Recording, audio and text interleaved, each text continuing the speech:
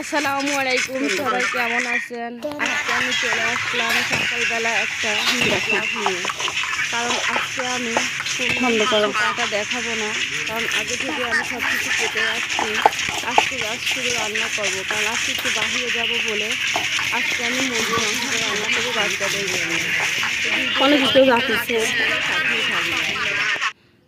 আমি আদা, রসুন, জিরা, গরম মশলা সুন্দর করে বেটে নিচ্ছি। কারণ আমি সবসময় রান্না করার সময় আর যাই তাই করি, মশলাটা বেটে নিয়ে রান্না করি। তো বন্ধুরা দেখা যাক, ফার্স্টে আমি চুলাইতে কড়াই দিয়ে দিলাম।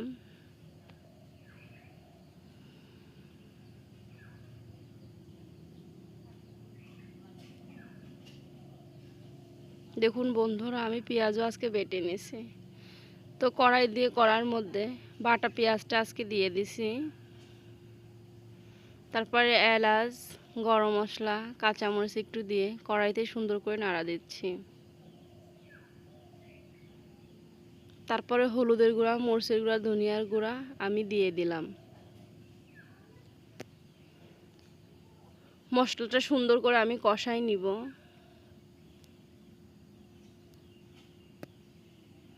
মশলা কষানো দেখেই মনে হচ্ছে ওয়াও, কত সুন্দর।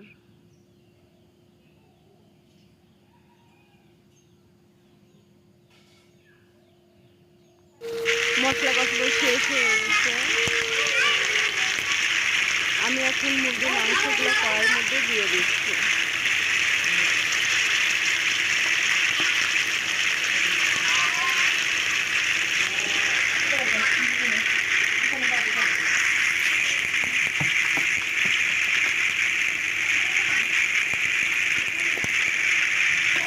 সবগুলো মাংসটা শেষ হয়ে গেছে, আমি সুন্দর করে নাড়া দিচ্ছি।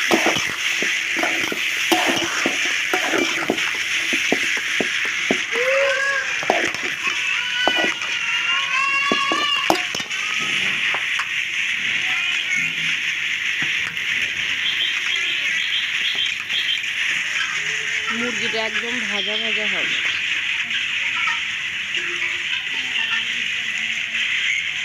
আজকে এই ভিডিওটা এখানে শেষ করছি। সবাই ভালো থাকবেন।